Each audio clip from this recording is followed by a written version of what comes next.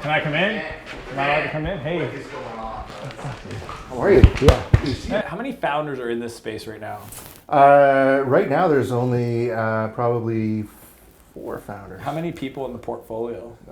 35 companies. Whoa, 35. Yeah. And what's the, if I'm allowed to ask, like average check size? Like what's the investment? We write small checks, right? Okay. So we're 25 to 150. Got it. But the idea is that we're early, and Okay, so it's usually not first money in?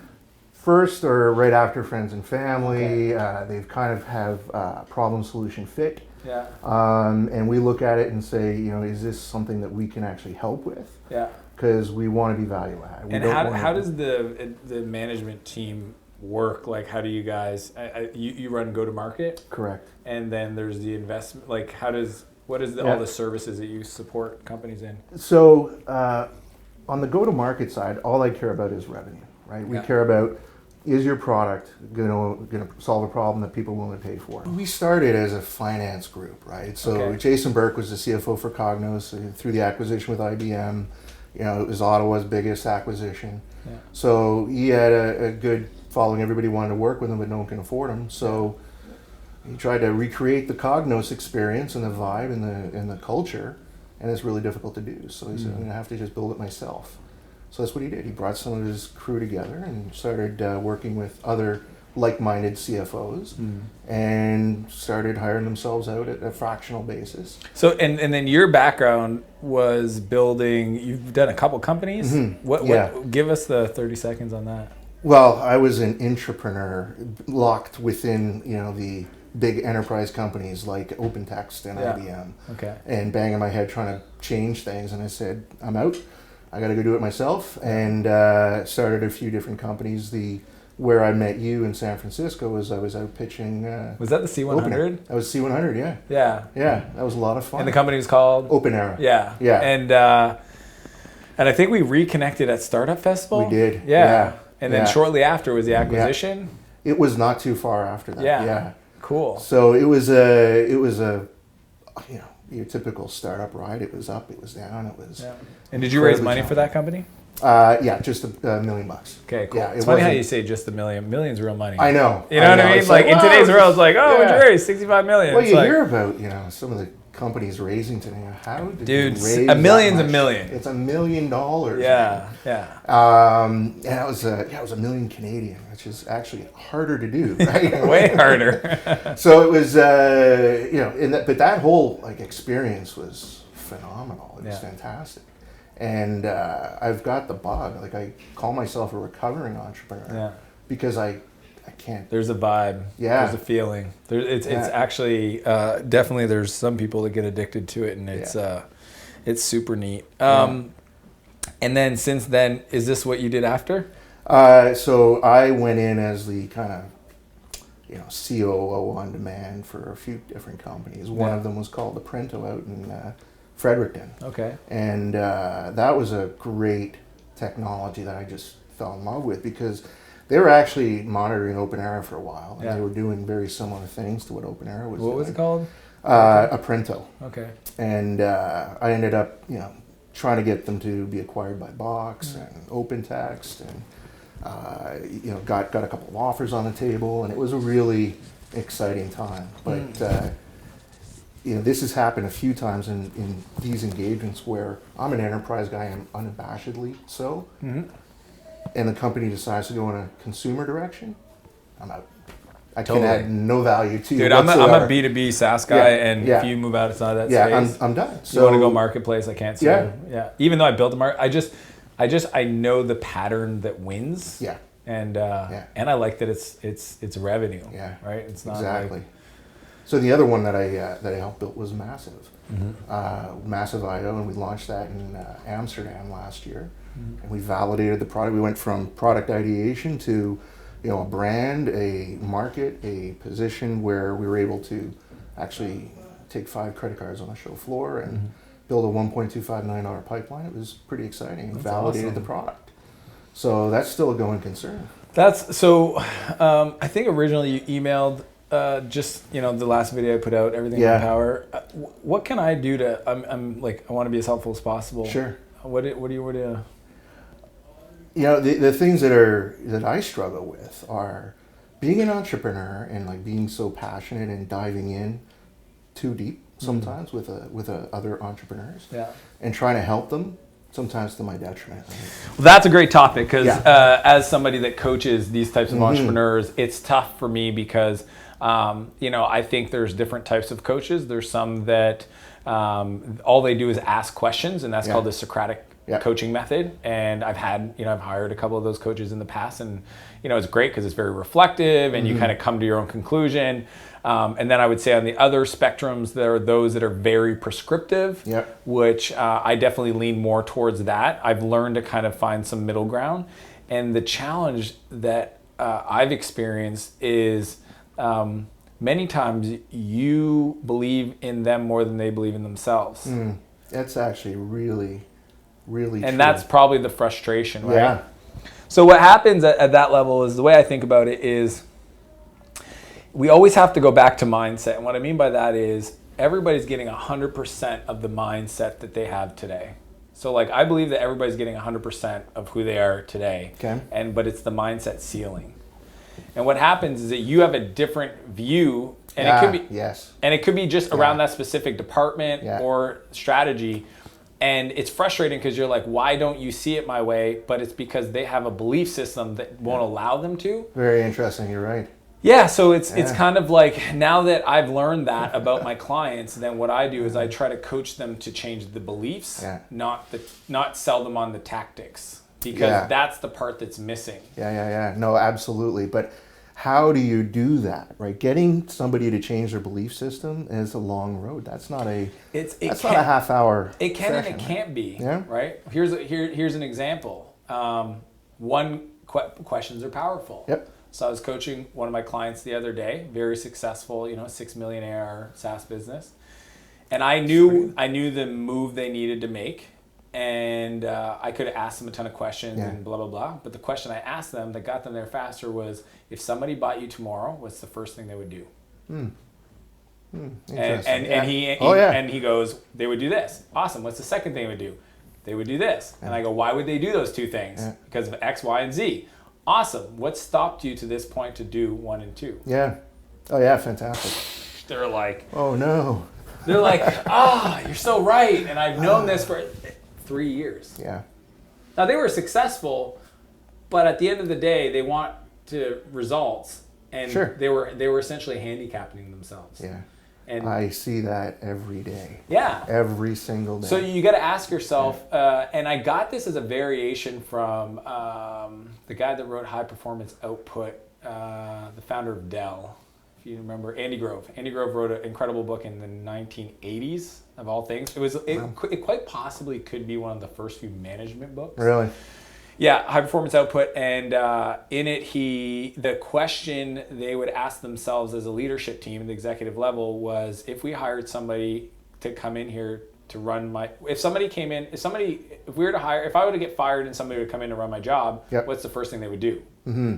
So it's kind of the same questions, but you can use it at the executive level. So you have a CFO that's not on board. Yeah. Great, you got fired, somebody else came in. What's the first move they probably do? Well, they probably do this. Yeah. There you go. So I think that mindset left to its own device or to its own natural progression can be really long and arduous and tough. But if you can learn how to craft the questions that get somebody there faster, right? Yeah. How do you deal with and I think I know how I deal with this, but how do you deal with entrepreneurs that they do everything wrong, they won't listen, you pour in as much effort as you can. At the end of the day, I got to walk away. Like if you're not going to help yourself, right? If you're not going to allow me to help you, and you're going to put up all these roadblocks, then the unfortunate part about any transformation, that's what I describe the work I get to do with my clients, is it needs to be invited. Mm-hmm. So then the question really is how do you get somebody to invite you in for that transformational process? Mm-hmm. And the truth is you've got to let them, and just through my personal story, kind of stuff I went through as a kid, people would say often, like, you got to hit rock bottom. After I released that video, Everything in My Power, I had dozens of parents reach out to me. I don't doubt it. And the challenge for me is, I'd be talking to a mother, and then she said, my husband doesn't even believe my son's an addict. And I'm like, okay, after what she had just told me, he's been in crisis centers for 3 years. He went to the psych ward 2 weeks prior. He crashed his car. So like at a certain point, and it's relevant to everything in life is people need to feel enough pain.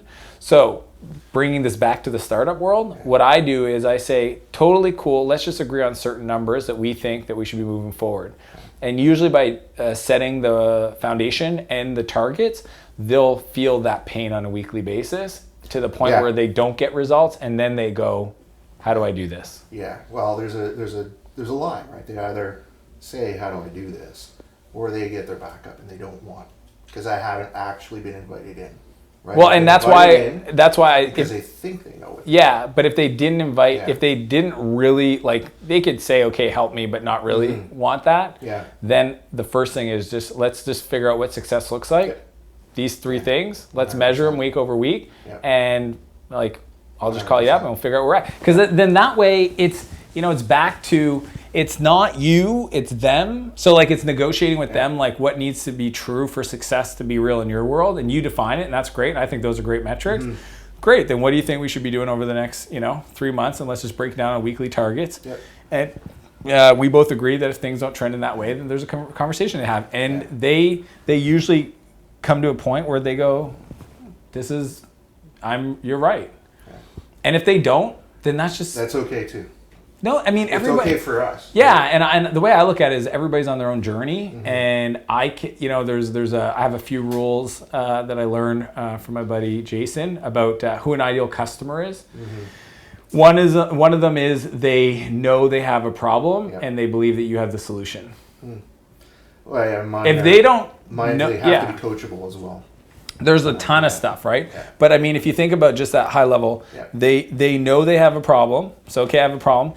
And they've already bought into your solution for that problem. Yeah. The hardest, like if you can get really clear of who you serve and who you don't, and how you serve them and how you don't, then it just makes it less emotional if somebody's not getting a result, because ideally you would have not even started working with them, right? And this is and that's why I think like SaaS is success as a service, right? It's not actually software, because a client invests in your product because they want a result. Yeah. The mountaintop is that result, and they've chosen your solution to be the vehicle to make that journey. Yeah. And if they're not bought in that that's the vehicle to make the journey, then trying to sell them to get in it just for them to fight the whole time they're going up that mountain, they'll never get the result. They'll cancel, they'll churn, and honestly, it affects your numbers. So a lot of founders think they get these like super creative growth hacks so they can convince or contrive, or you know what I mean? Like some like sneaky way to get people into the solution. Yeah. Only to find out that those are the customers that are quick to cancel, quick to clog up your support system. Like I would rather have less customers that are higher quality, higher value, better on my team, not abusive. I mean, just some of the stuff that I see. Well, I think in what I do, what you do, often like I'm better at identifying my clients' challenges than I am my own. Yeah, you're looking at the forest. You gotta look at a mirror every now and again and say, am I going to eat my own dog food here? Am I going to qualify my accounts the way I really should? Oh, that's interesting. Right? Am I going to do this? Because I get emotionally attached to entrepreneurs because I've been where they are. And you've seen it in the community where there's a lot of entrepreneurs that go through tough times. And those are the ones that need the most help. So am I a sucker for wanting to help them? It's in my nature, but can't let it drag you down. No. Either, right? No. And there's so much of this, and it's really balancing that and having, okay, I got to be a little more pragmatic here, but these guys are the ones that really need the help right now, and I know I can help them, and they're willing, but maybe it's not the right time. Maybe it's not going to pay my bills. Maybe it's not going to meet my. I just think like if they're not ready, then it's not even the right time for them to make that investment, time and financially, right? Like at the end of the day, we can only serve so many people. I don't care what business you are. You can't you could be Salesforce and you're like 7 billion people tomorrow. You couldn't, there's a limit, right? So then you got to say, okay, what I love about this, this concept of a check size, because I think that if you think of business as a whole, it's about moving low value to high value, right? Raw product to finished goods. Software is no different. Pretty much every B2B SaaS business started off with a $19 a month plan. Something like and that. After 7 or 8, 9 years of banging their head, they end up way higher, right? Because they realize to themselves that I'd rather have less customers that love me more, that I love to serve more, that generate more profit per unit, than having more that just cause me to have to hire 10 times more employees. So I just think that the cool part is we get to decide who we work with, and what's neat is you build a reputation around that. So this is another thing that I feel people don't understand. There's no upside to having 10,000 clients if 85% of them don't get results with you because you were good at selling them.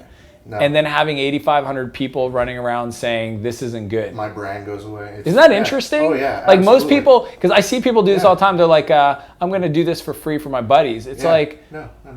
Why? Yeah. They're not going to take it seriously. They're not going to get a result. And then when somebody says, hey, I heard you work with this person. Sure. So I just think this is true for software. It's true for anybody that creates services for other people. It's like, you're better off saying, this is the value I create, here's the investment level, and instead of it being like a 15% get the results, it's 98% get the results, because at that level of investment, and this is something I find fascinating, when you think of the whole ideal customer, who, whatever the price point is, right? Even if you call it, $100,000, it's what kind of company, it's not what kind of customer invests $100,000 into this service, it's what kind of person wouldn't. Yeah. Right? And what I've always come to is the person that wouldn't is the person that doesn't believe in themselves, their business, their product to get the return. Yeah. And I can't help that person. No, you can't. That's the art of disqualification. Yeah. Right? So, and that's why I think that it's a different approach where people are thinking, I need to find more of these people willing to write 100K. It's like, no, you need to stay. You need to make sure that you stay away and you repel the ones that wouldn't feel like they could get the ROI, because those ones have a deeper challenge, which is the mindset. I don't believe in my abilities to execute or implement, and past investments didn't work out or whatever it is, right? Well, this is like my first venture into consulting, and it's a different beast, right? I am used to, hey, I've got a SaaS application, it's repeatable, I know who my target customers are, I know how to get them and make it profitable. Here, I'm trying to do the same thing. I'm trying to productize what we do. I'm trying to scale it. I'm trying to grow it. But disqualification is a key part of that. I don't want to work with a lot of people, right? I have a no asshole rule. Yeah. I don't want to work with jerks. I don't want to work with people that aren't right for the business and might be out bashing our name. So that disqualification process is a very difficult one, because you don't always know right away. In a consulting engagement, it might take you 3 months, a month to figure out this isn't going to go anywhere. Mm-hmm. And when you've got other people selling services, your services, etc., all of a sudden you might be in an engagement and realize this is going to be a disaster. I need to now extract myself from this side. Mm-hmm. That's a challenge, because it's not a product, right? It's a service. It's me. It's my brand. I have to deliver on that brand. How do we do that if other people are out there selling me into an engagement, and I realize pretty quickly, this is going to be a disaster. Yeah. That's a problem. Right? How do you deal with that today? I haven't been able to. I've fired the client. Mm-hmm. I have assigned other people who might be better suited. So sometimes it's just a match, right? No, this is a very strong CEO who's very strong-willed and opinionated, who's very combative. Well, I'm not going to be able to help you if you just want to argue all the time. But I know somebody who might be able to be a good match for you. If you want to go beat it out and have arguments all the time, here's the guy for you. Mm-hmm. But I'm gonna take a step back. I'll work in the background if I can, but I'm gonna take a step out because at the end of the day, it's not worth my mental health. If I'm not providing the value that I could for that account, when I could be providing value for another. Yeah. It's just really what it is at the end of the day. Yeah. But the people selling you into those accounts, they they don't have that filter? Remember, we're founded by a bunch of accountants and CFOs. They have a different idea of what go-to-market and sales and marketing and revenue is, right? So it's not a cookie cutter. And these are things where now we have to eat our own dog food and put ourselves through the same process that we put our clients, so we can position ourselves. My practice, got to position it. Got to be able to have a messaging framework so these guys can talk about it. I have to make it very easy for them to be able to sell it to the right people. So we're going through that process now, but we're the shoemaker's children. Yeah, right? It's always going to be a longer process than when we do it for our clients. And what does this guy do? The CFO do? Does he do like reporting on top of NetSuite, or what does he? It depends on the client. Okay. Right? So we've got the strategic, top level CFOs who are out helping, raise Series A's, seed rounds. That's driven by the CFO, eh? Yeah. Interesting. It is, but here's where you think about what our practice does on the go-to-market side. There's a lot of intersections, and prior to me joining practice, you should see the pitch decks, right? They're just a lot of numbers and words. And then, we come in and say, okay, let's actually tell a story. Then what is the story we're trying to get across here? And how do we validate? What client are you most proud of that you've worked with? I'd say QuickSilk is one of them. QuickSilk? QuickSilk, yeah. They're an unknown web content management platform. What's their core, what problem do they solve? Security and simplicity, right? Okay. So it's not like, Page Cloud or Wix or Weebly. It's just as easy. Page Cloud out of San Francisco now, or are they Ottawa No, based? they're still Ottawa based. Okay. Yeah. As far as they're bootstrapped, right? No, they've got investment. Yeah, they raised money. Yeah. But these guys, they've got a great product. When I first saw it, I hated it. Yeah. I didn't like it at all because I was looking at it through the lens of, Wix and Weebly and Page Cloud, and all these guys are way slicker.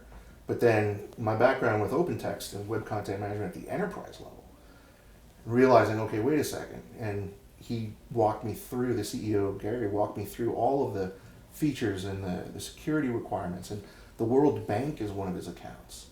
And I said, Gary, you're not competing with these guys. Yeah.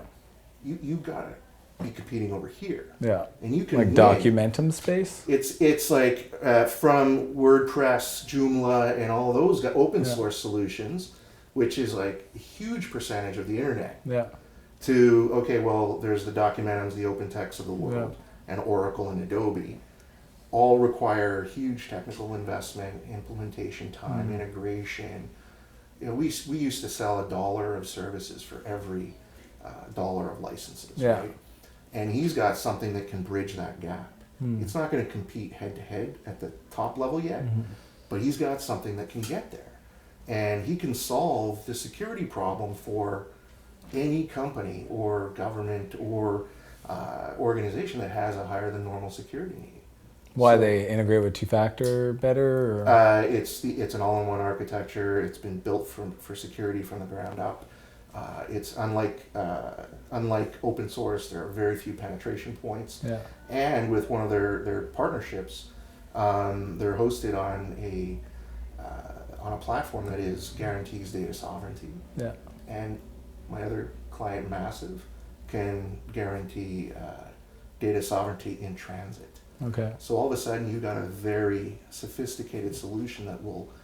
I was just in. And in transit through VPN or through physical pipe it's routing? Through private networks. Really? Yeah, and it's really a powerful solution if you take these three things together. Yeah. And you bring that over to Europe, where the EU regulations are coming into play. Yeah. Data sovereignty is key. If you're, European you can't company, deploy on Amazon. No, and if you're Europe, you can't even keep your data in the UK anymore. Really? You got to bring it back to European soil because of Brexit. Oh. Yeah. So there's huge opportunity for companies like this. And now that he's repositioned, the market is opening at the price point that he's selling for is significantly higher. Right, so he's no longer competing at $99 a month. No, right? No. Now it's like entry point is $500. Yeah, and let's $1,500, and let's now go talk. So now we're talking my language. Yeah.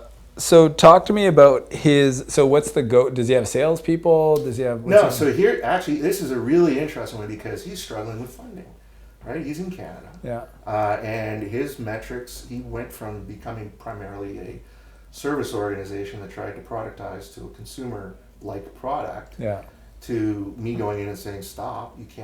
You're not going to survive." Yeah. Let's productize. Let's go and become that enterprise solution. And he's been dealt some crappy hands on the funding side. So he's got about $750,000 waiting for him, but he needs to raise the balance for the. He needs about 150 left, and we've already put our check in, and so it's just a matter of getting him over that hump. And I hate raising money. I've brought great investors to the table, but it's not something I enjoy doing. I love crafting the story and the positioning and everything, but that's where we need more of the high level finance support for this guy, right? And those are the so what is their go-to-market today? Do they have a sales process? They have a sales process. They have very limited marketing. There's no marketing spend.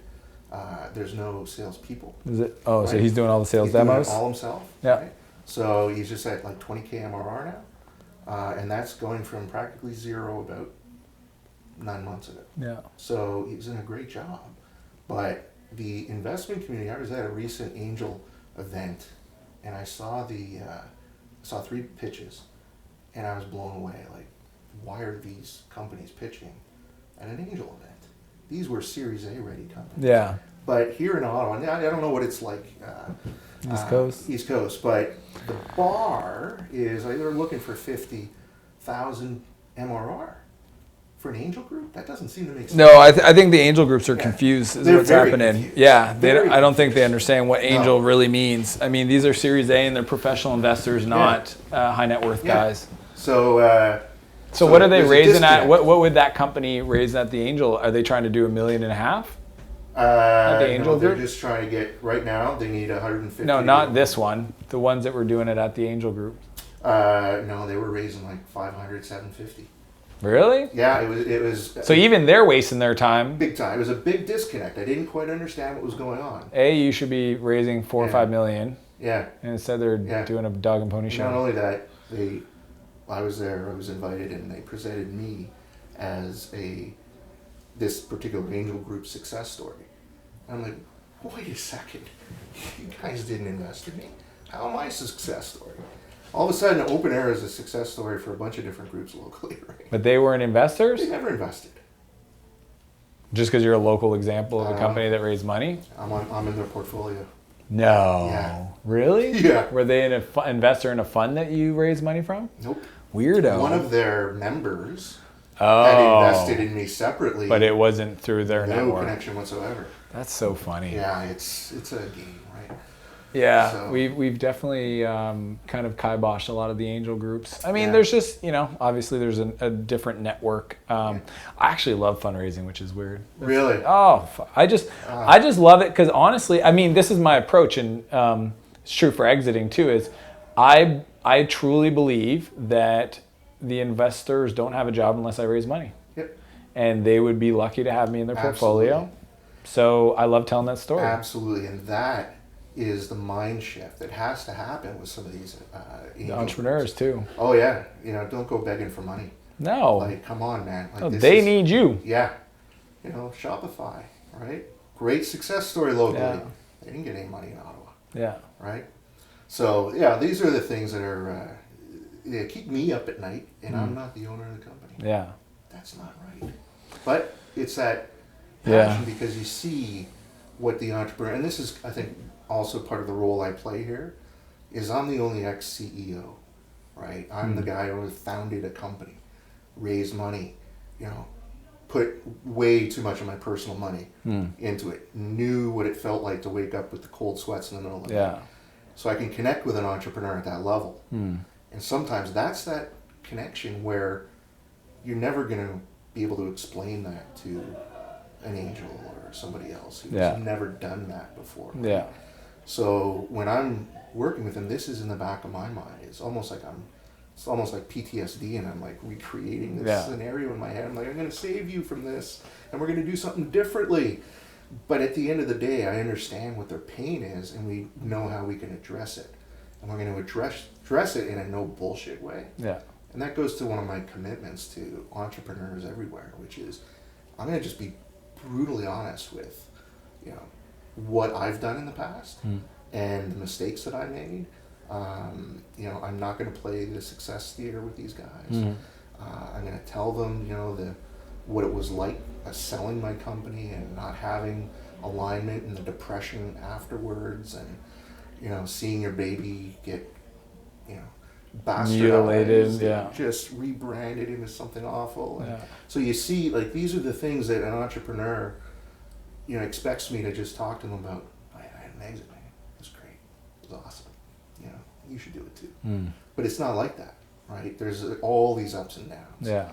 And what I've found is there's a shift in the community from when I was starting Open Era in 2011 to today, where entrepreneurs seem to be way more in touch with the downside of everything. So I think that's a good thing. Yeah.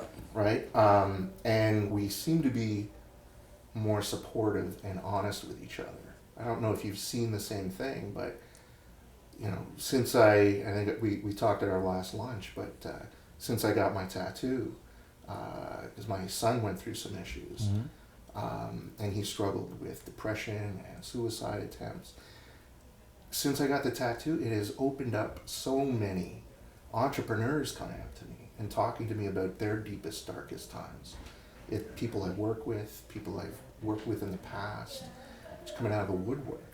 And it's just demystifying or taking away the stigma and being able to have that conversation. And I think it's been very helpful and very powerful, because you can have some real conversations with people. It's real. Yeah. Because there's, you know, I think back to, you know, the bullshit I was spouting when I was, you know, on the fundraising facade, trail. yeah. Woo!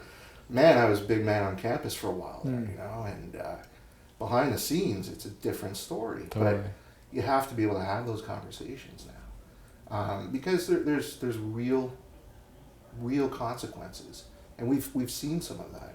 We've seen entrepreneurs commit suicide, right? And it's not, it shouldn't happen.